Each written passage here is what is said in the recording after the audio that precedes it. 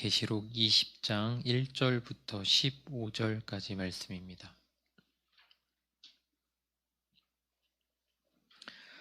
제가 읽겠습니다.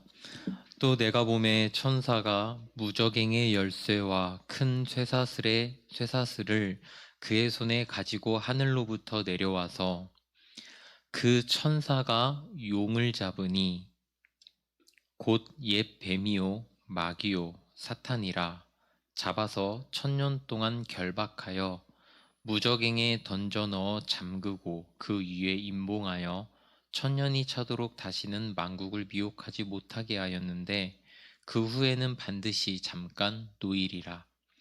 또 내가 보좌들을 보니 거기에 앉은 자들이 있어 심판하는 권세를 받았더라.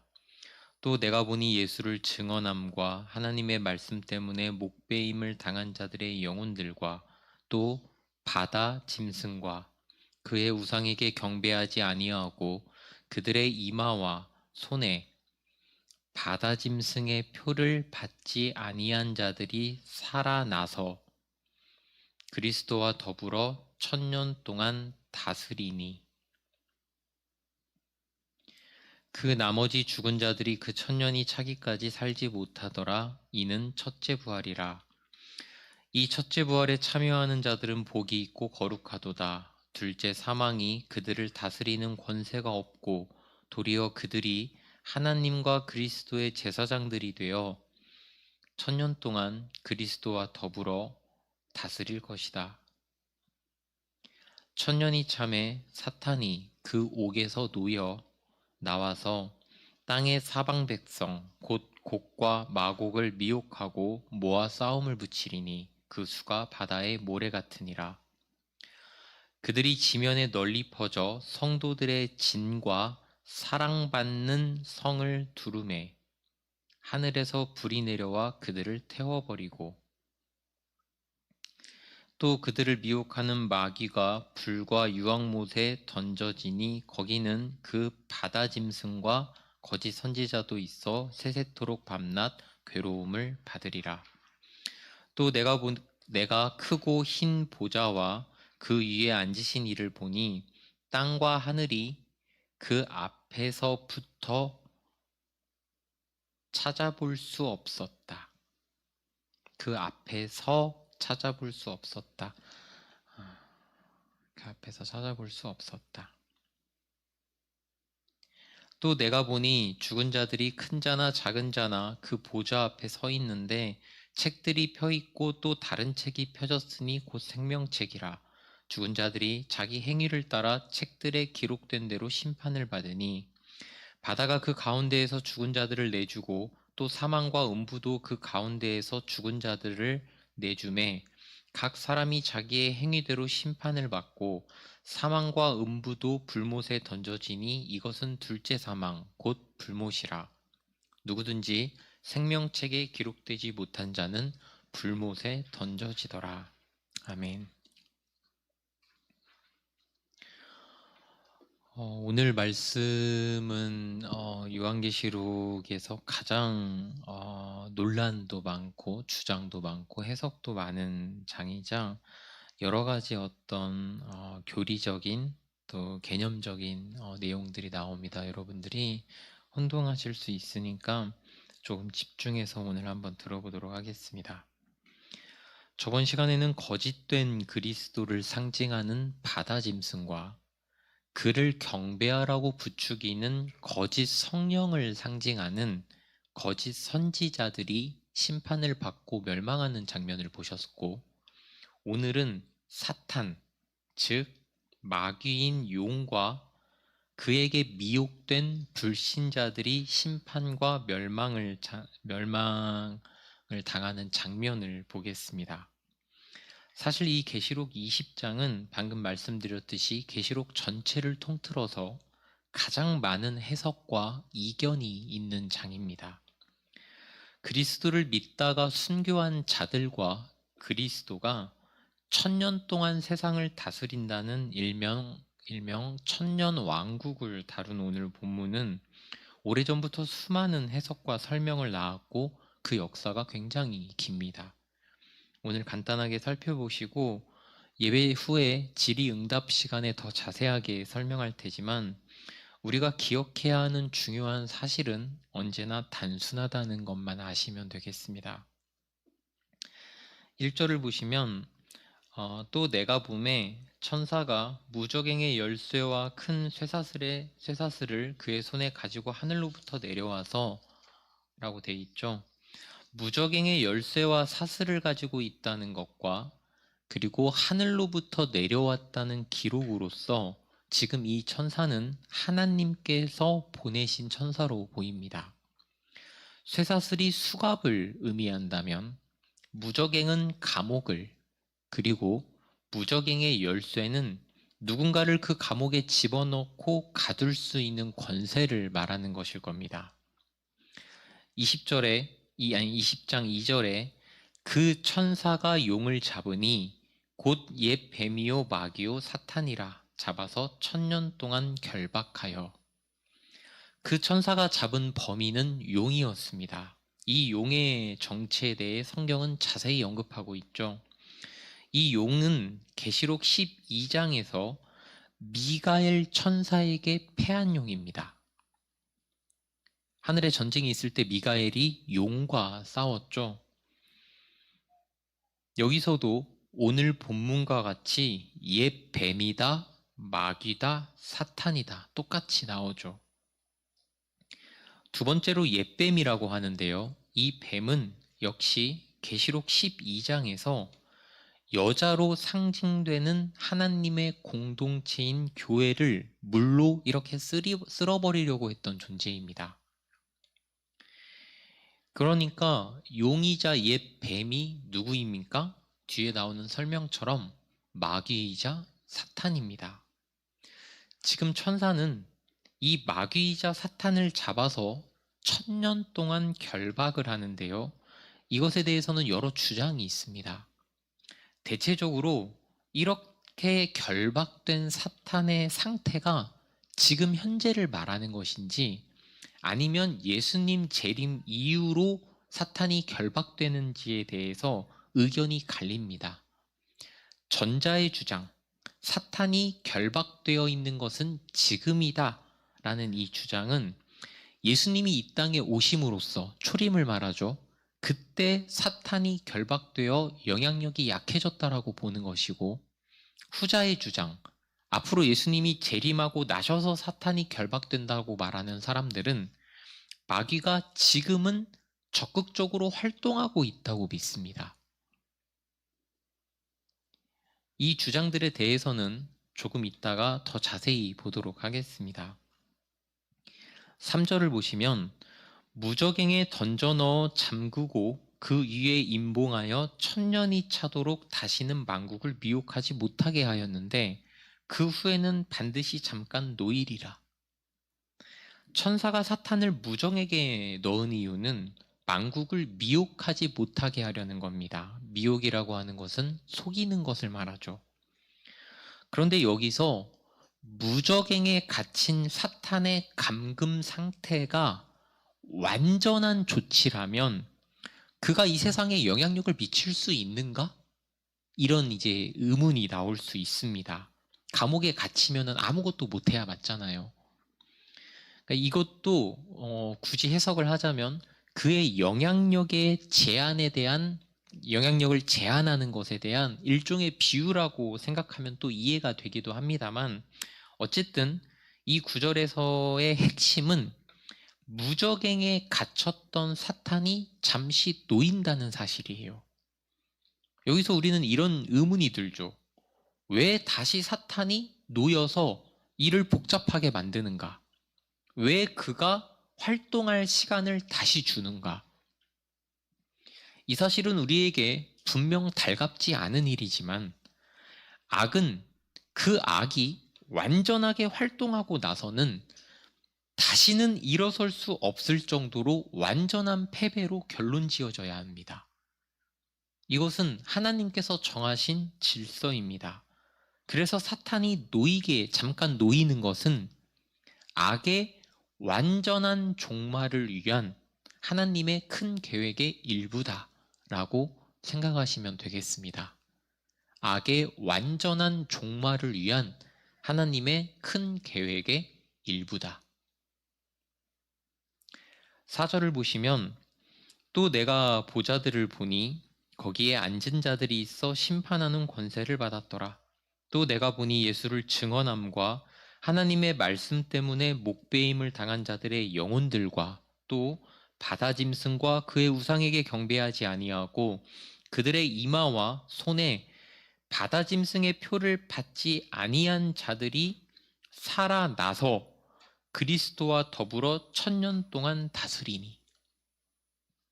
이 왕노릇한다는 표현을 여러분들이 조금 이렇게 직관적으로 이해하지 못할 것 같아서 다스리니라는 번역으로 바꾸어 본 겁니다. 여러분들 계시록 6장을 한번 가보시면은 기억나시겠지만 제단 아래에서 우리 피를 언제 갚아주시렵니까? 라고 울부짖던 순교자들이 이때 부활하여서 드디어 심판할 권세를 받습니다. 그리고 그리스도와 더불어 1000년 동안 왕노릇한다고 오늘 본문에 나오죠. 이 구절에서 우리에게 그 유명한 천년 왕국이라는 표현이 나온 겁니다. 여러분들 오늘 보시는 구절에서 여러분들에게 유명한 이 천년 왕국이라는 표현이 직접적으로 등장하지는 않지만 이제 이 개념이 여기서 나온 거예요. 일단 여기서 말하는 이 천년을 문자적인 천년으로 이해하시는 분들도 있지만 우리는 천년을 상징적인 표현이라고 봅니다.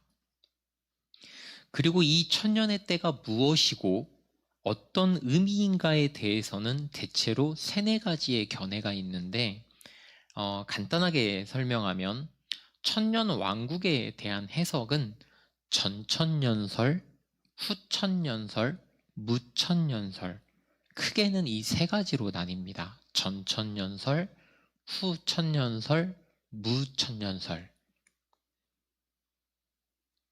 그리고 전천년설은 다시 세대주의적 전천년설과 역사적 전천년설로 나뉩니다. 하나씩 간단하게 설명해 보자면 여러분들 앞에 한번 보시면은 전천년설은 천년 왕국이 그 성경이 말하는 그 일부 부활한 성도와 예수님이 이렇게 천년 동안 이 땅을 다스린다는 천년 왕국이 오기 전 천년이라고 할 때 전이라고 하는 개념이 사실은 재림을 말하는 거예요. 그러니까 1000년 전에 예수님이 재림하신다 이 말이에요. 천년설이라는 말이. 그러니까 전천년설은 천년왕국 전에 예수님이 재림하신다는 겁니다. 앞에 표를 보시면 초림, 예수님이 오셨었죠. 다시 부활하셔서 올라가셨죠. 지금이 교회 시대입니다. 지금 이 우리가 살고 있는 시대를 교회 시대라고 일반적으로 부르거든요. 그럼 이제 앞으로 살다가 뭐가 온다는 거예요? 예수님이 재림하시고 나셔서 뭐가 시작된다는 거예요? 천년 왕국이 시작된다는 겁니다. 예수님이 재림하셔서 예수님과 부활한 성도들 그리고 살아있는 성도들이 함께 통치하는 이 평화와 공의의 천년의 시대가 열린다 이 말입니다.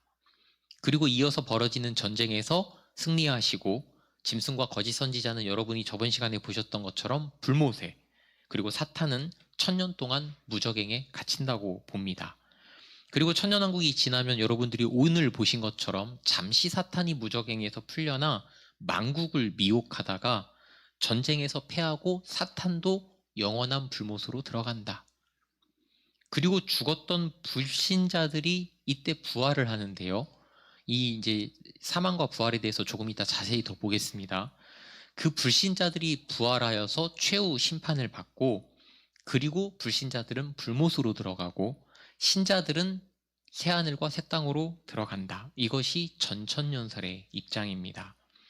이 전천년설은 여러분들에게 방금 말씀드린 바와 같이 세대주의적 전천년설과 역사적 전천년설로 나뉘는데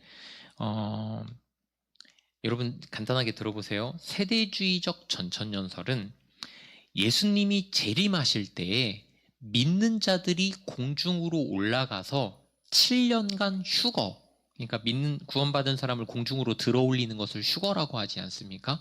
7년간 휴거를 하다가 환란의 시간이 지나면은 다시 이 땅에 내려와 예수님과 함께 1000년 동안 왕노릇한다. 이것이 세대주의적 전천년설의 입장인데, 이들이 말하는 1000년의 기간은 이스라엘이 중심이 되는 유대 중심의 1000년을 말해요.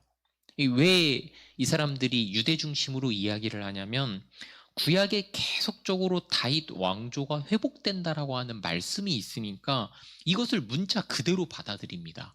그래서 정말 이스라엘이 중심이 되어서 세상을 다스리게 된다, 이런 식으로 보는 것이죠.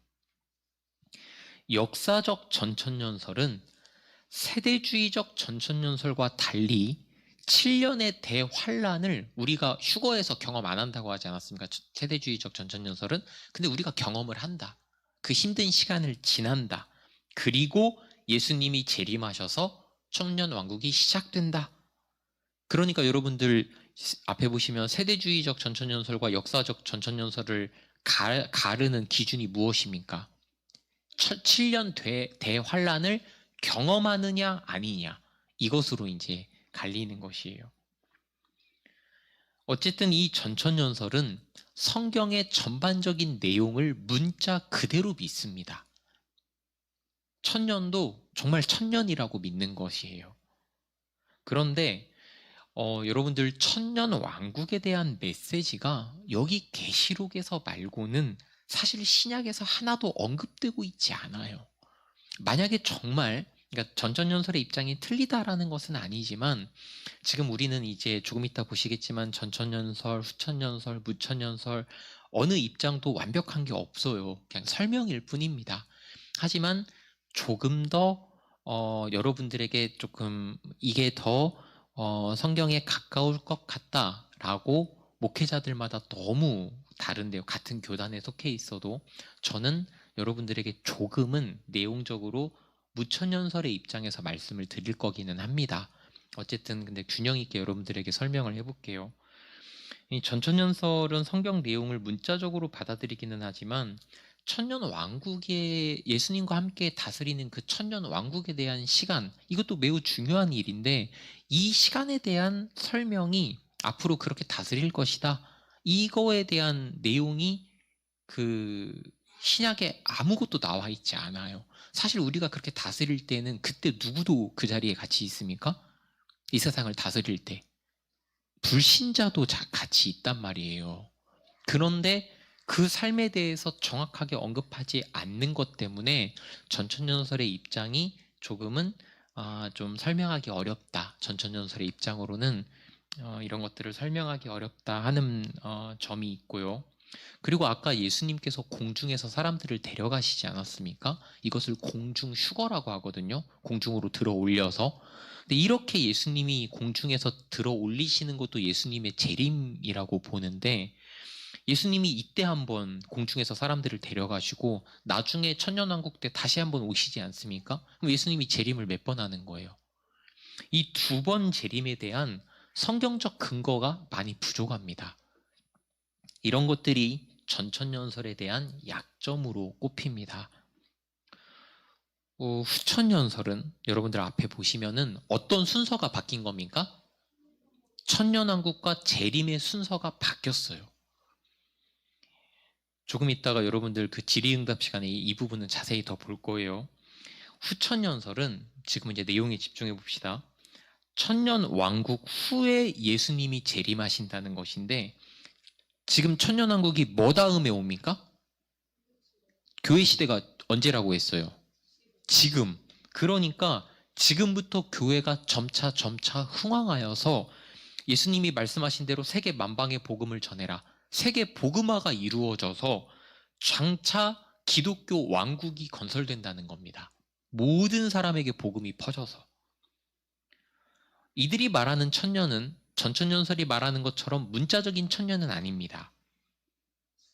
하지만 이들은 이 주장을 할 때 그 기독교 왕국이 건설되는 천년 왕국 시기에 그리스도는 하늘에 계십니다. 그러면서 우리와 함께 다스리시기보다는 성령이나 성령을 보내주시거나 교회의 복음 전파를 통해 이 땅을 통치한다. 그런데 이 주장도 어떤 면에서 보면은 그럴 수 있겠다. 세계 만방에 복음을 전하라고 했기 때문에 정말 우리가 마지막 날로 갈 때 점차 이 나라들이 흥왕하지 않을까. 이 기독교 국가들 또 기독교의 어떤 복음들이 점점 흥왕하여서 세계 만방이 복음으로 가득 차는 그런 아름다운 일이 있지 않을까라고 생각하는 사람들도 있습니다. 그런데 이 주장은 예수님이 재림하시기까지의 미래에 대해서 너무 지나치게 낙관적인 측면만을 강조하는 그런 약점이 있고, 일부 후천연설의 경우에는 이제 후천연설도 여러 가지 입장이 있는데요. 기독교 정복주의적 지배신학, 기독교가 정치, 경제, 사회, 문화를 다 지배하는, 소위 말해서 기독교 왕국을 만들어버리는 그런 어떤 지배신학으로 나아간다는 점에 있어서는 어떤 그들이 주장하는 측면에서 잘못된 견해도 보이기는 합니다. 후천연설의 입장 아시겠죠? 점점 기독교가 흥왕하고 발전하여 기독교 왕국을 이루어서 그것이 천년왕국이고 그 다음에 예수님이 오신다.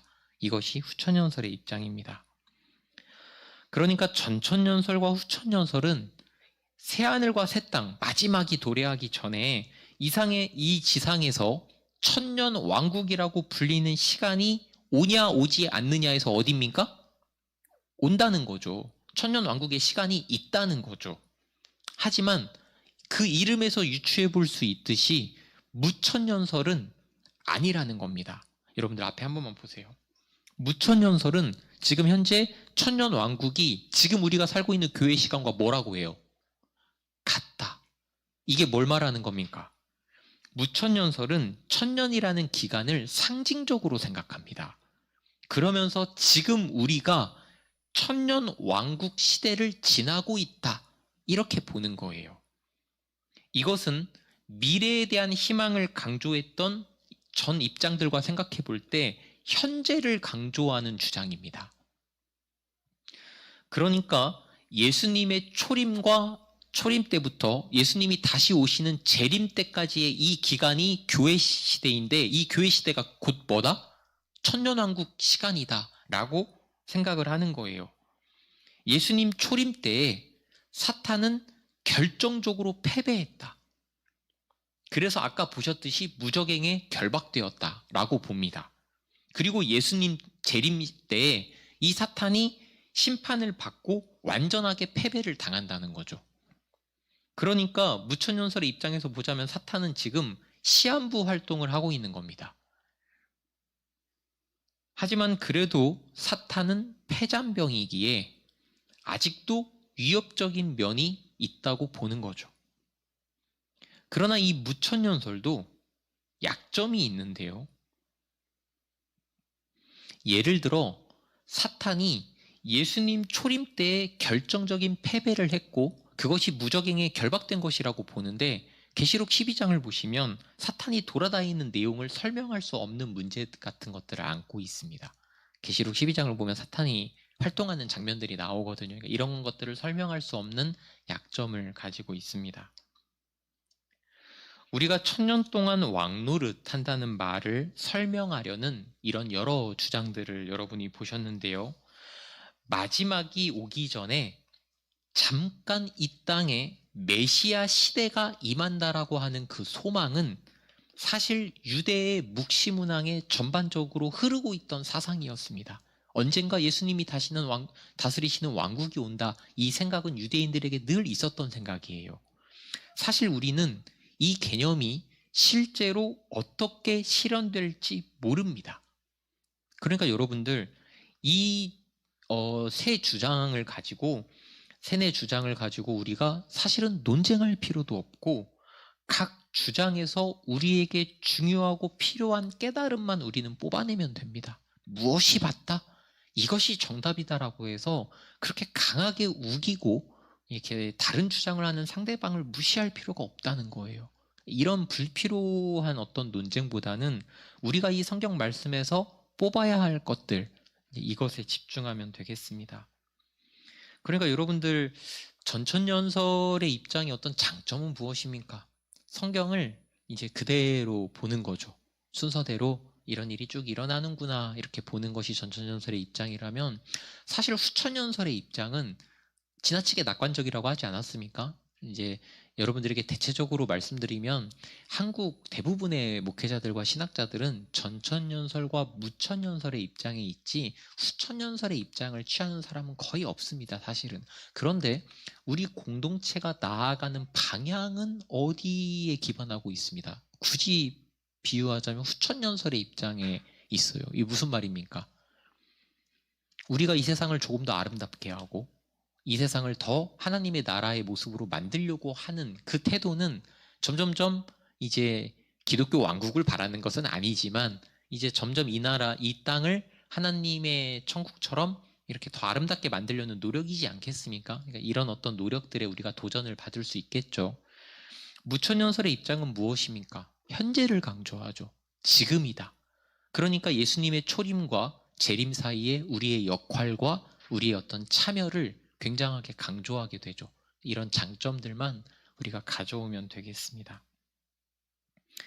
중요한 것은 성경에 예수님과 우리가 함께 다스리는 이 천년의 기간을 언급했다는 사실, 이 행복한 시간이 있다는 이 사실이 우리에게 확신을 가져다 줌으로써 교회가 다시 신실한 증인 역할을 할 수 있도록 힘을 실어주는 기록이라는 것에는 이견이 없습니다. 천년의 시간이 우리에게 소망과 기쁨을 가져다 준다는 것에 대해서는 이견이 없죠.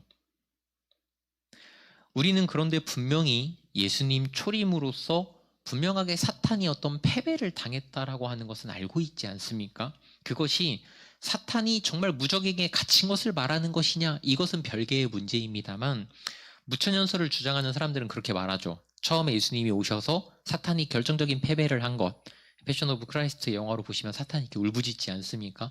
그런 모습이 무적행에 정말 갇혔다는 성경의 기록과 동일한 것이냐라는 것에서 무천년설을 주장하는 사람들은 그것이다, 사탄이 갇혔다라고 말을 하지만, 여기서 우리가 한번 생각해 볼 것은 우리의 상상과는 다를 수 있지만 사탄이 분명히 예수님 처음 오셨을 때 패배한 것은 사실이죠. 예수님의 십자가 사건에서 사탄이 패배한 것은 사실입니다. 그러니까 그가 갇혀있든 아닌지는, 갇혀있는지 아닌지는 중요하지 않지만 어쨌든 치명적인 한 방을 맞았다라고 하는 것은 사실이거든요. 그렇다면 사탄은 이 무천년설의 주장대로 갇혀있든지 아니든지 그가 할 수 있는 일은 무엇밖에 없겠습니까? 울부짖는 일밖에 없어요. 정말 그가 갇혀있다면 할 수 있는 일은 울부짖는 일밖에 없어요. 그의 무서운 울부짖음은 우리에게 분명한 공포와 두려움을 주나, 우리는 말씀을 통해서 사탄의 실체와 실제를 정확하게 보아야 합니다. 여러분, 제가 예전에 계시록 설교 때도 말씀드렸지만 사탄이 우리에게 미치는 영향력이라고 하는 것은 직접적입니까? 아니죠. 그래서 우리가 받는 부정적인 영향을 여러분들 한번 잘 생각해 보시면 불안, 두려움, 걱정, 염려, 이런 것들입니다. 무슨 말입니까? 사실 실체가 없어요. 실체가 없기에 우리에게 실제적인 영향을 줄 수 없는 것들입니다. 불안과 두려움, 걱정과 염려가 사실 실체 없는 것이라고 하는 것을 우리가 알았다면 우리가 조금 더 단단할 수 있지 않았을까요? 지금보다 조금 더 무모할 수 있지 않았을까요? 지금보다 조금 더 믿음이 있을 수 있지 않았을까요? 많은 신자들이 이 사탄의 울부짖음과 무서운 포효를 듣고 겁쟁이가 되어버립니다. 저 어렸을 때는 여러분들 알고 있는 LG가 옛 이름 금성인 거 알고 계십니까? 금성 대리점 창고가 우리 집으로 가는 길에, 큰 길에 있었습니다. 그 창고에 개가 살았는데 그렇게 표독스럽게 짖을 수가 없었어요. 이렇게 표독스럽게 짖는 개가 있나? 처음 봤습니다. 그런데 어린아이 때는 그 개가 무섭단 말이죠. 그런데 보통 창고에 들어가 있는데 아무 생각 없이 오후에 그 앞을 지나가는데 그 개가 나와 있는 거예요. 제가 성당을 다닐 때였는데 기도하면서 그 앞을 지나갔습니다. 너무 두려워서 하나님 절 살려주세요 이러면서 정말 간절하게 어린아이가 기도하고 지나갔던 기억이 있어요. 근데 지금 생각해보면 그 개가 놀랄 만큼 너무 작은 개였어요. 진짜 너무 작은 개였습니다. 그러니까 어린아이의 생각 속에 무서움과 두려움이 그 개를 큰 개로 인식하게 만든 거예요. 무엇 때문에? 표독스러운 짖음 때문에.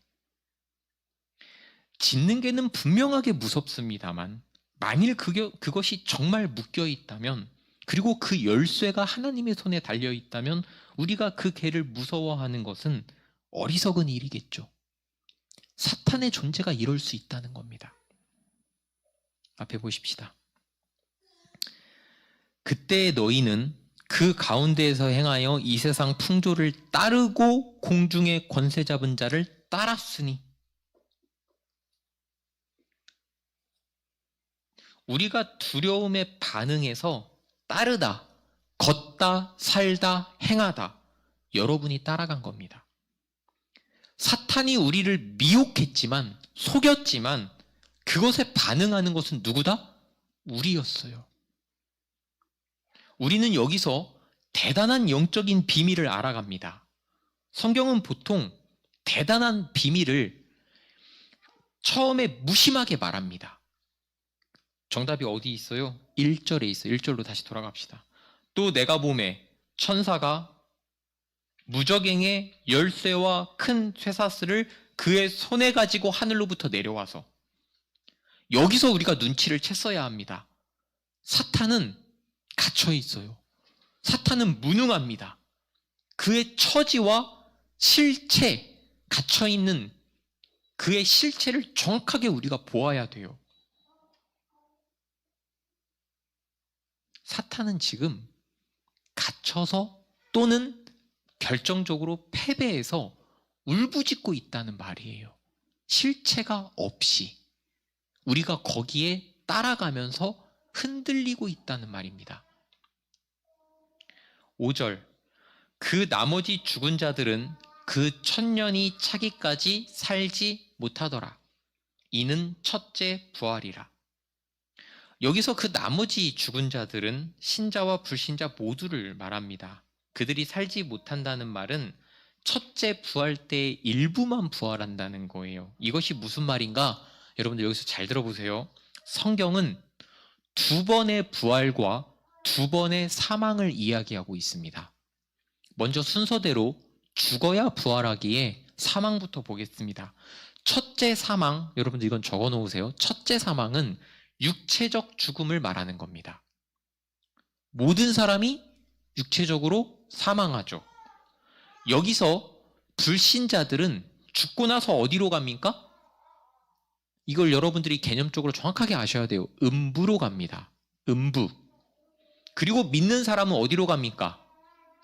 낙원으로 갑니다. 그러니까 첫째 사망은 우리 모두가 경험하는 겁니다. 그러면 둘째 사망은 무엇이냐? 영적인 죽음으로서 영원한 죽음을 말합니다. 그러니까 둘째 사망은 불신자에게만 찾아오는 사망입니다. 그러면 믿는 여러분에게는 둘째 사망이 옵니까? 아니죠. 그래서 첫째 사망은 거의 우주적이지만, 이게 무슨 말이냐면 죽음을 당하지 않은 엘리야 같은 사람들도 있잖아요. 그러니까 거의 우주적이지만 둘째 사망은 선별적입니다. 불신자들에게만 임하는 사망이니까요. 이해하시겠습니까? 이 두 가지 죽음 여러분들 정확하게 아셔야 됩니다. 다시요. 불신자들 어디로 간다고요? 음부로. 그리고 믿는 신자들은 낙원으로 갑니다. 여러분들 이 개념 단어를 명확하게 알고 계셔야 됩니다. 천국이라고 말씀하시면 안 돼요. 그거는 나중에 새하늘과 새 땅을 말하는 겁니다. 그리고 부활도 2번의 부활이 있는데요. 첫째 부활은 영적 부활입니다. 신자의 영혼이 낙원에서 부활합니다.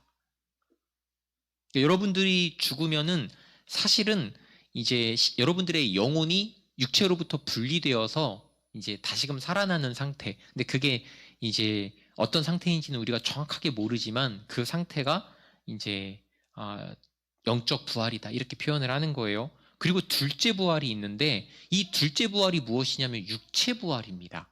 육체적으로 부활하는 이 부활은 신자와 불신자 모두가 경험하는 부활이에요. 첫째 부활은 누구만 경험한다? 그리고 둘째 부활은 누구만 경험한다? 신자와 불신자 모두. 그러니까 둘째 부활은 육체적 부활이에요. 신자, 불신자의 육체가 모두 살아납니다. 이것을 여러분들이 이미 성경에서 알고 계시죠? 앞에 보십시다. 이를 놀랍게 여기지 말라. 무덤 속에 있는 자가 다 그의 음성을 들을 때가 오나니 선한 일을 행한 자는 무슨 부활로? 생명의 부활로. 악한 일을 행한 자는 무슨 부활로? 심판의 부활로 나오리라. 이 말이 무슨 말인지 조금 더 자세히 보실 겁니다. 이따가. 여러분들 그러니까 신자는 둘째 부활인 육체 부활을 거쳐서 새하늘과 새 땅으로 갑니다. 불신자는 둘째 부활인 육체 부활을 거쳐서 영원한 심판을 받고 불못으로 갑니다. 그러니까 불신자는 죽어서 음부에 갔다가 그 다음에 뭐 합니까? 음부에서 뭐 해요? 부활하죠. 음부에서 육체 부활을 하고 나서 심판을 받아서 불못으로 간다고요. 신자는 죽고 나서 어디로 갑니까? 낙원으로 가죠. 낙원에서 뭐 합니까? 영적 부활한 다음에 그 다음에 뭐 합니까? 둘째 부활을 하죠. 영적으로 부활한 다음에 낙원에서 둘째 부활인 육체 부활을 합니다. 그리고 나서 어디로 갑니까? 새하늘과 새 땅으로 간다고요.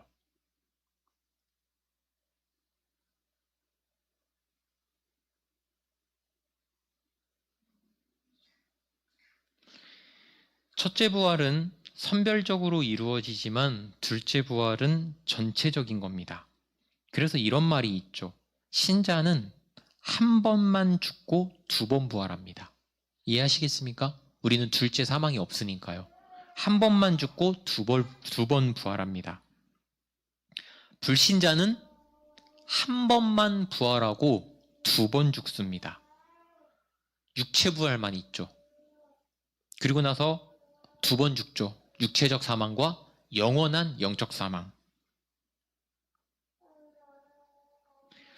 6절로 넘어가겠습니다. 이 첫째 부활에 참여하는 자들은 복이 있고 거룩하도다. 둘째 사망이 그들을 다스리는 권세가 없고. 이해 가시죠? 이제 첫째 부활에 참여하는 자들은 누굽니까? 신자들. 그 신자들은 둘째 사망이 그들을 다스리는 권세가 있습니까? 둘째 사망이 없잖아요. 신자는 한 번만 죽으니까요. 도리어 그들이 그리스도의 제사장들이 되어 1000년 동안 그리스도와 더불어 다스릴 것이다. 예수님께서는 사실 이 땅을 통치하고 계십니다. 앞에 보십시다. 예수께서 나와 말씀하여 이르시되 하늘과 땅의 모든 권세를 내게 주셨으니 그러므로 너희는 가서 모든 민족을 제자로 삼아 아버지와 아들과 성령의 이름으로 세례를 베풀고 내가 너희에게 분부한 모든 것을 가르쳐 지키게 하라. 볼지어다 내가 세상 끝날까지 너희와 항상 함께 있으리라. 예수님은 이 땅을 통치하시면서 그 통치를 우리와 함께 하시려는 겁니다.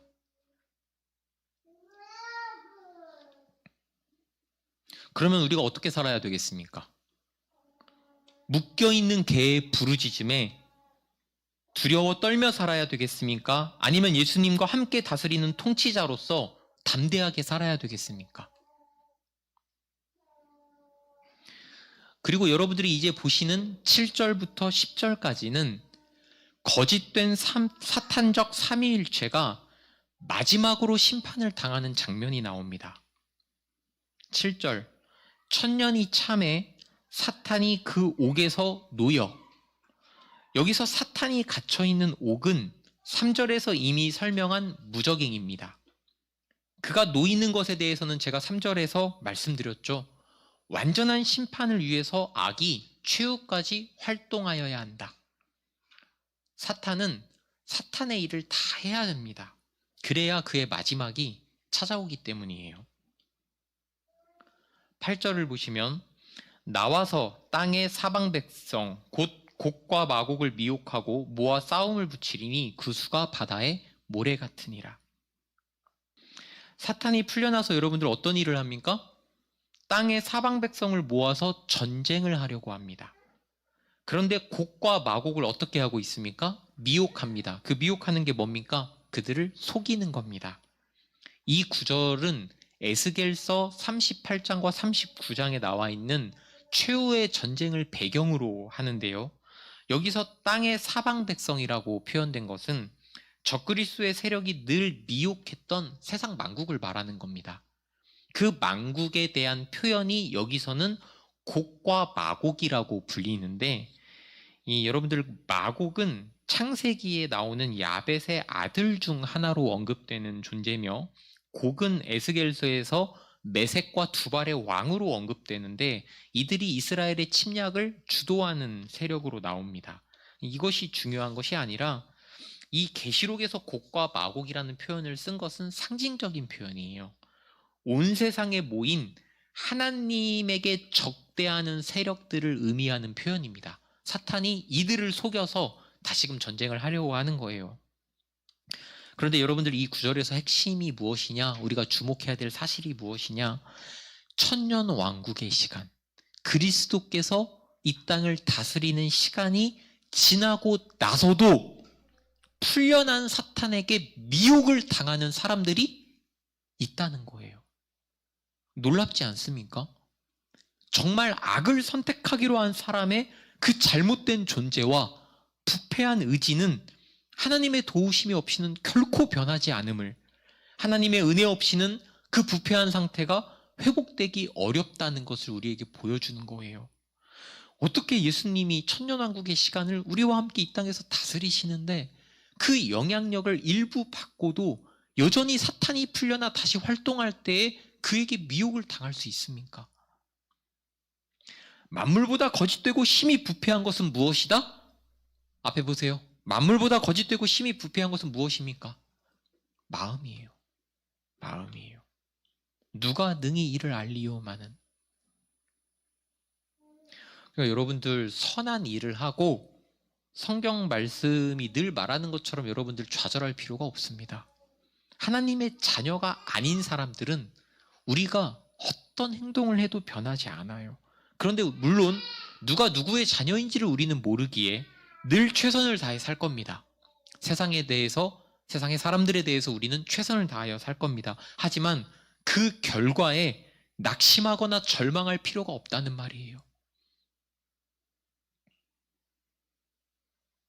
9절, 그들이 지면에 널리 퍼져. 여기서 그들이 누구입니까? 곡과 마곡. 누구?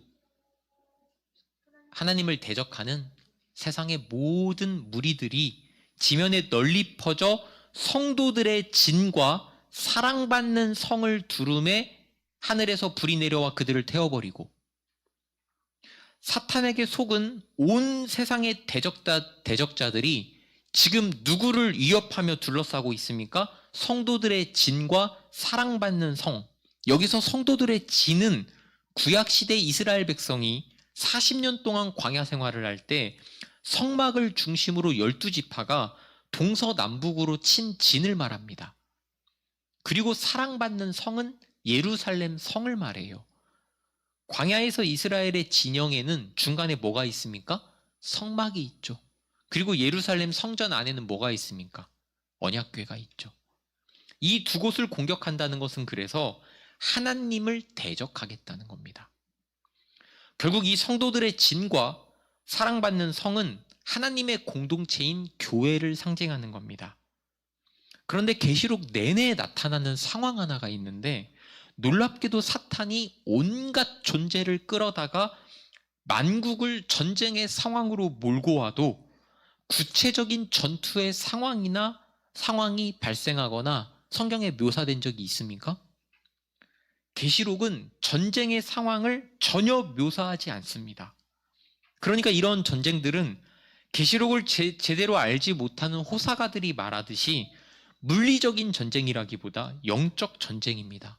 그리고 영적 전쟁의 결과는 너무도 명확하기에 전쟁의 중간 과정이 나와 있지 않고 뭐라고 나옵니까? 하늘에서 불이 내려와 그들을 태워버렸다. 계시록은 늘 영적 전쟁의 결과만을 간단하게 언급합니다. 조금 전에 말씀드린 대로 이미 패배한 사탄의 위협과 공격이라는 것은 정말 어떤 면에서 그래서 위협만일 수도 있어요. 여러분들 이런 생각을 해보셔야 됩니다. 10절, 또 그들을 미혹하는 마귀가 불과 유황못에 던져지니 거기는 그 바다 짐승과 거짓 선지자도 있어 세세토록 밤낮 괴로움을 받으리라. 마귀는 결국 바다 짐승과 거짓 선지자가 심판받아 던져진 곳인 유황불 붙는 못에 던져집니다. 이곳은 악의 세력들이 심판을 받아 영원히 고통받는 장소로서 밤낮 괴로움을 받는다는 이 묘사는 악의 세력이 최종적이고 영원한 멸망을 받는다. 이것을 보여주고 있습니다.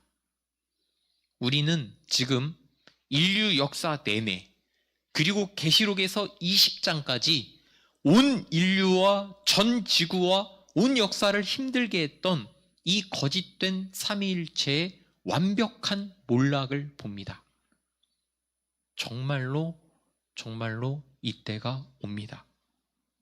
우리는 이때를 기다리는 사람들이에요. 그리고 11절부터는 일명 백보자 심판이라고 불리는 최종 심판이 등장하는데요. 흰 보좌에서 이루어졌다고 해서 백보자 심판이라고 불리며 이는 정말 마지막 심판입니다. 11절, 또 내가 크고 흰 보좌와 그 위에 앉으신 이를 보니 땅과 하늘이 그 앞에서 피하여 간데 없더라 그렇게 써있죠. 그런데 제가 아까 그 앞에서 부터라고 왜 그렇게 표현을 했냐면 이 정확한 원어가 얼굴로부터라는 표현입니다. 얼굴로부터. 누구의 얼굴로부터입니까? 흰 보좌에 앉으신 이의 얼굴로부터. 그러니까 그 앞에로부터 이제 제가 이렇게 표현한데요. 그 뒷말과 이어지지가 않으니까 제가 그냥 그 앞에서 이렇게 하고 마무리한 겁니다. 얼굴로부터 없어졌다는 말은 없어요. 무슨 말이 있냐면 찾아볼 수 없었다. 이 찾아볼 수 없었다를 피하여 간데 없더라라고 번역을 한 겁니다. 없어진 거예요. 땅과 하늘이 완전하게 없어진 겁니다. 이게 무슨 말이냐? 악하고 거짓된 삼위일체가 심판을 받고 나서 흰 보좌에 앉으신 이가 등장하는데요. 많은 이들이 이 보좌에 앉은 이가 누구냐라고 추정하지만 보통 이런 묘사는 성부 하나님을 말합니다. 하지만 이 어떤 교리적 내용에 따르면 심판에 같이 참여하는 것은 그리스도도 마찬가지입니다. 여러분들 앞에 보십시다. 그래서 성경에는 로마서에 누구의 심판대라고 합니까? 하나님의 심판대. 그런데 고린도 후서로 가시면 누구의 심판대가 나옵니까? 그 심판은 누가 같이 한다? 성부 하나님과 성자 예수님이 같이 합니다. 그리고 여러분들 이거 앞에 보세요. 요한복음 5장을 보시면 아버지가 심판을 누구에게 맡깁니까? 아들에게 맡기는데 아들은 심판을 하는데 누구의 뜻대로 한다고 합니까? 그러니까 심판은 항상 이 두 존재가 같이 하는 거예요. 그러니까 흰 보좌에 앉으신 이를 우리가 꼭 누구다라고 생각하기보다 이제 교리적이고 개념적이고 내용적으로는 성부 하나님과 성자 예수님이 같이 이 일을 하신다라고 봐야 되겠습니다. 여기서 큰 보좌는 큰이라는 표현은 권위의 웅장함을, 하얗거나 빛나는 보좌는 그의 영광을 나타냅니다. 그런데 우리한테 궁금한 것은 이거죠. 그 앞에서 땅과 하늘이 피하여 간데 없었다. 찾아볼 수 없었다. 도망갔다. 이 의미가 무엇이냐? 여러분, 여기서 땅과 하늘은 죄로 인하여 타락하고 반역이 이루어진 곳을 의미합니다. 이곳을 찾아볼 수 없었다라고 하는 것은 옛 질서가 사라지는 것을 의미합니다. 앞으로 여러분들이 다음 시간에 새하늘과 새 땅을 보실 것인데 새로운 질서가 오기 전에 옛 질서는 사라져야죠. 지금 마지막 심판을 앞두고 이 일이 이루어지고 있는 겁니다. 12절 또 내가 보니 죽은 자들이 큰 자나 작은 자나 그 보좌 앞에 서 있는데 책들이 펴있고 곧 또 다른 책이 펴졌으니 곧 생명책이라 죽은 자들이 자기 행위를 따라 책들에 기록된 대로 심판을 받으니. 여러분들 여기서 죽은 자들이 나오는데 큰 자와 작은 자가 모두 보좌 앞에 서 있는 것은 모든 계층의 사람을 가리키는 표현입니다. 여러분들 아까 설명드렸듯이 사람은 분명하게 선인과 악인 둘 다 육체적으로 부활하지만 부활의 종류가 다르다는 거 아시죠? 앞에 보시면 한쪽은 영원한 생명을 위한 부활이고 한쪽은 영원한 심판을 받기 위한 부활입니다. 이 심판은 이들이 받는 심판은 행한 것에 근거하여 심판을 받습니다. 그래서 성경에서 행위에 따른 심판은 내내 성경에서 언급되는 사항입니다. 여러분들 앞에 한번 보십시다. 구약에서도 주께서 각 사람이 행한 대로 갚으신다고 하죠. 예레미야에서도 그의 행실대로 보응하나니 라는 표현이 나오고 이것은 신약에서도 여전히 마찬가지입니다. 각 사람에게 행한 대로 보응하신다. 각 사람의 행위대로 심판하시는 이를 너희가 아버지라 부른즉 너희가 나그네로 있을 때를 무엇으로 지내라? 두려움으로 지내라. 성경은 행위를 따라 기록된 대로 심판을 받는다는 이 구절을 늘 가지고 있는데 여러분 이 구절의 핵심이 무엇이냐? 반박할 수 없는 증거로서의 행위를 말하는 겁니다. 나중에 하나님이 심판을 하실 때 그 심판이 정의롭고 공의로우려면 뭐가 있어야 돼요? 증거가 있어야 되지 않겠습니까? 그 증거가 무엇이다? 우리의 행위, 우리의 행실. 그래서 여러분들 이 사실을 꼭 기억하셔야 됩니다. 여러분들 구원은 무엇으로 받습니까? 분명하게 믿음으로 받습니다. 하지만 믿음이 진실한가 아닌가의 여부는 믿음이 만들어내는 뭐에 의해서 증명이 됩니까? 행위에 의해서 증명이 됩니다. 그러니까 지금 하나님 앞에는 두 개의 책이 놓여져 있는 겁니다. 무슨 책과 무슨 책? 생명책과 행위책.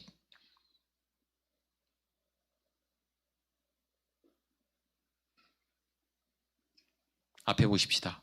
다니엘서에서를 보시면 이게 놀랍게 이런 표현이 있어요. 내가 보니 왕자가 놓이고 옛적부터 항상 계신 이가 좌정하셨는데 그의 옷은 희기가 눈 같고 그의 머리털은 깨끗한 양의 털 같고 그의 보좌는 불꽃이요 그의 바퀴는 타오르는 불이며 불이 강처럼 흘러 그의 앞에서 나오며 그를 섬기는 자는 천천히요 그 앞에서 모셔선 자는 만만이며 심판을 베푸는데 책이 펴 놓였더라. 책들이 펴 놓였더라. 복수의 책을 말합니다. 이 복수의 책이 다시 무엇이라고요? 하나는 생명책, 또 하나는 행위책입니다. 이 두 책은 구약에서도 언급되는 것으로서 마지막 날에 모든 은밀한 것을 드러내는 도구가 됩니다. 여러분들 앞에 보시면 로마서에 사람들의 은밀한 것을 심판하시는 그날에 하나님과 예수님이 참고하시는 책이 바로 행위책이에요. 그런데 여러분들 여기서 이제 계속 머릿속에 어떤 질문이 떠오를 거 아는데 한번 들어보세요. 13절. 바다가 그 가운데서 죽은 자들을 내주고 또 사망과 음부도 그 가운데서 죽은 자들을 내주매 각 사람이 자기의 행위대로 심판을 받고. 여러분들은 여기서 혼란에 빠집니다. 아니 내가 믿음으로 구원을 받았는데 행위대로 심판을 받는다고? 그럼 내 행위로 구원받는 거 아닌가? 그런데 바다가 그 가운데서 누구를 내줍니까? 죽은 자들. 여러분들이 죽은 자들이에요? 아니에요. 그리고 이 바다와 사망과 음부가 여기서 동의어거든요. 한번 쭉 이어보세요. 13절에서 바다와 사망과 음부는 똑같은 말입니다. 거기서 죽은 자들을 내어준다는 말인데 거기에 들어가는 사람들이 누구라고 제가 아까 말씀드렸어요. 불신자들. 불신자들을 내어주는 겁니다. 그래서 그들은 행위대로 심판을 받는 거예요. 하지만 우리는 12절과 13절이 말하는 죽은 자들이 아니며 우리는 낙원에서 영적으로 살아있는 사람들이기에 우리가 행위책으로 심판을 받는다고 하면은 무엇을 위해서 심판을 받는 겁니까? 상급을 위해서. 여러분들 이 개념이 명확하게 여러분들에게 하나도 정리가 안 되어 있을 거예요. 여러분들 이 개념을 정확하게 아셔야 됩니다. 불신자들이 행위책으로 심판을 받는 것은 무엇을 위해서? 심판을 위해서. 신자들이 행위책으로 심판을 받는 것은 무엇 때문에? 상급 때문이에요. 우리가 이렇게 무언가의 상급을 받는다면 그것은 우리의 공로 때문이 아니라 예수님이 우리에게 주신 의라고 하는 것을 붙잡고 그것에 순종하여 진실되게 행한 우리의 자유의지가 발휘된 그 시간 때문에 우리가 상급을 받는 겁니다. 하나님이 예수님께서 주신 의를 붙잡고 그것에 순종하여 진실되게 행한 우리의 자유의지가 발휘된 시간, 그 시간 때문에 우리가 상급을 받는 거예요. 그러니까 행위책으로 모든 사람의 행위를 따라 심판을 지금 받는데 불신자는 뭐 때문에 받는 것이다? 심판 때문에. 우리는 무엇 때문에 행위책을 따라 심판을 받는다? 상급 때문에. 이것을 여러분들이 이해하셔야 됩니다. 그리고 행위책에 대한 심판이 끝나고 나서는 생명책을 기준으로 최후 심판 때 인류는 두 곳으로 나뉘어 들어갑니다. 하나는 새하늘과 새 땅, 또 하나는 영원한 불못. 우리는 아직 이 책의 내용, 생명책의 내용을 알지 못하기에 생명책에 우리의 이름이 있는지 확언할 수는 없지만 이것은 믿음으로 확신하고 고백할 수 있는 영역인 것은 맞습니다. 그래서 우리가 우리 안에 내주하시는 성령님의 도우심으로 감히 확신하며 고백하는 겁니다. 나는 생명책에 기록된 하나님의 자녀가 맞습니다. 이렇게 사탄적 삼위일체와 불신자들이 모두 심판을 받았음에도 아직 남아있는 게 있는데요. 최후의 막강한 권력인 죽음이 데려가는 장소인 하데스, 음부가 남아있습니다. 그래서 14절에 어떤 내용이 나옵니까? 사망과 음부도 어디에 던져지니? 영원한 불못에 던져지니 이것은 둘째 사망 곧 불못이라. 사망과 음부도 이 영원한 죽음에 빠져요. 여러분들 고린도전서 15장에서 이미 예언이 되어 있었습니다. 놀라운 기록이죠. 그가 모든 원수를 그 발 아래 둘 때까지 반드시 왕노릇 하시리니 맨 나중에 멸망받을 원수는 무엇이니라? 사망이니라. 이미 다 성경에 나와 있던 내용이에요. 순서상 맨 마지막에 심판을 받을 원수가 사망입니다. 성경은 최후에 멸망받을 것으로 사망을 언급합니다. 그러니까 사탄적 적그리스도 세 존재가 먼저 심판을 받고 그 다음에 불신자들이 심판을 받고 마지막에 사망과 음부가 심판을 받습니다. 여러분들 사망이 무엇입니까? 모든 적그리스도의 세력이 우리를 괴롭힐 때 사용했던 궁극적인 도구입니다.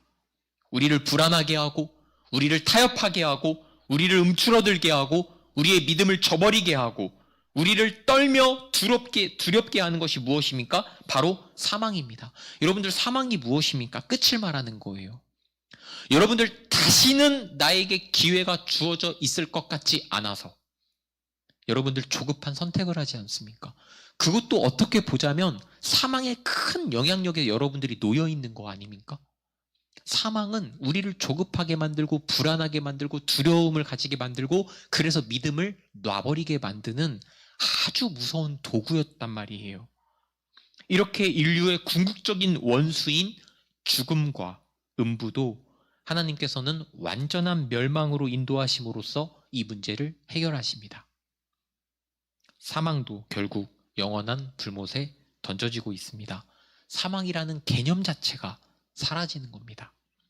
그래서 우리에게는 영원한 생명만이 남아있게 되는 겁니다. 15절은 우리 다 같이 한번 읽어보겠습니다. 시작. 누구든지 생명책에 기록되지 못한 자는 불못에 던져지리라. 이 거대한 서사의 마지막 구절은 이 영원한 사망에 들어갈 자가 누구인지를 다시 한번 언급합니다. 그래서 모든 인류가 정말 두려워해야 할 성경 구절이 단 하나가 있다면 바로 이 구절입니다. 누구든지 생명책에 기록되지 못한 자는 불못에 던져지리라. 예수님은 이미 말씀하셨습니다. 몸은 죽여도 영혼은 능히 죽이지 못하는 자들을 두려워하지 말아라. 오직 몸과 영혼을 능히 지옥에 멸하실 수 있는 이를 두려워하라. 오늘 우리가 본 20장의 주제는 사탄입니다. 그가 잠시 풀려났을 때 그에게 속아 그에게 고용되는 용병은 땅의 사방 백성으로서 하나님을 대적하는 자들입니다. 그들이 공격하는 대상은 하나님의 공동체인 교회입니다. 하지만 그 결과는 모든 적그리스도 세력의 영원한 멸망, 불신자들의 멸망, 사망의 멸망입니다. 우리 모두는 죽습니다. 그러나 부활합니다. 그리고 결정됩니다.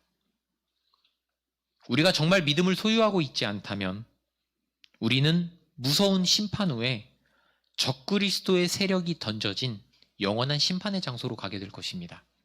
하지만 우리 안에 정말 믿음이라고 하는 것이 있다면 우리는 영원한 생명을 얻어서 새하늘과 새 땅으로 가게 될 것입니다. 우리의 행위들은 우리를 심판으로 인도하는 것이 아니라 상급을 얻는 데 사용될 것입니다. 하나님의 자녀라면 마땅히 이 상급을 생각해야 합니다. 이를 위해서 하나님 앞에서 더 경건하게, 더 거룩하게, 더 기쁘게 살며 하나님 나라의 완성과 세계 복음화를 위해서 노력해야 할 것입니다. 이 거대한 이야기의 결말을 오늘 우리가 들었습니다. 그런데 성숙한 사람이면 알 겁니다. 미래에 대한 예언, 어떤 예지는 우리의 삶의 근원을 바꾸거나 근간을 뒤흔들지를 못합니다. 미래를 안다고 해서 사람이 극단적으로 달라지지 않는다는 말이에요. 미래에 대한 이야기를 이렇게 말씀으로 듣는 것은 단지 하나의 계기일 뿐입니다. 이 계기 앞에서 우리는 우리의 이성과 의지로서 선택해야 하고 결단해야 합니다. 오늘 말씀이 여러분들의 선택과 결단에 도움이 되기를, 그리고 우리가 걷는 삶의 방향에 확신을 주고 도전을 주기를 바랍니다. 기도하겠습니다. 하나님 아버지, 끝이 옵니다. 인류 역사의 시작부터 우리를 지배하려 하고 우리를 흔들었던 악한 영적인 존재들이 마침내 심판을 받는 끝이 옵니다. 우리는 평생을 공중의 권세 잡은 자 아래 살아서서 사실 이 날이 어떻게 다가올 것인지, 이 일이 어떻게 이루어질 것인지, 그리고 나서 우리가 어떻게 될 것인지 하나도 모르겠습니다. 하지만 추정해 봅니다. 기쁠 것입니다. 모든 것에서 자유로울 것입니다. 그리고 감사할 것입니다.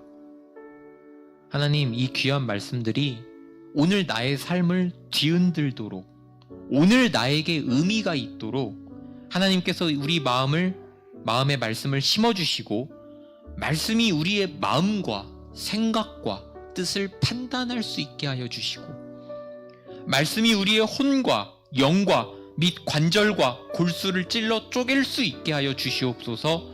하나님의 사람으로 다시금 빚어지도록 우리의 존재를 뒤흔들어 주시옵소서. 우리 다 같이 기도하도록 하겠습니다. 하나님 아버지, 마지막을 기다립니다. 마지막을 바랍니다. 이 땅을 충실하게 살아갈 테지만 우리는 늘 마지막을 바라는 존재입니다.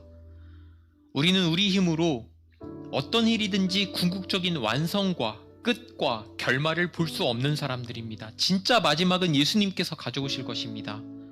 그래서 우리는 아직 결승 지점에 도달하지 않은 사람처럼 다른 박질하여야 할 것입니다. 말씀을 들었습니다.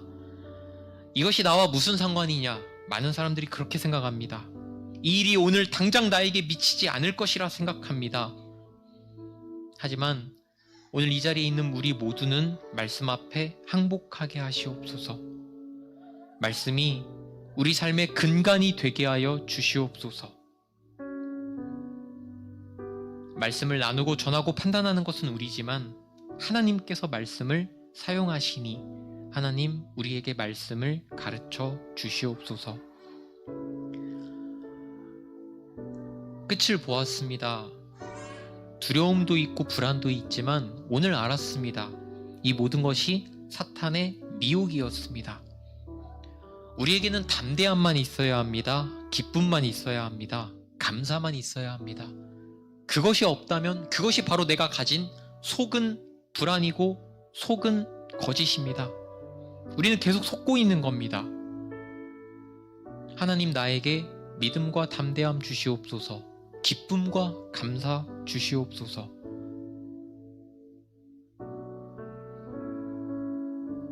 하나님께서 끝을 가지고 오실 때에 기쁨과 감사로 맞이할 수 있도록 하나님 우리를 늘 지켜주시고 함께하여 주시옵소서. 감사드리며 살아계신 예수님의 이름으로 기도드립니다. 아멘.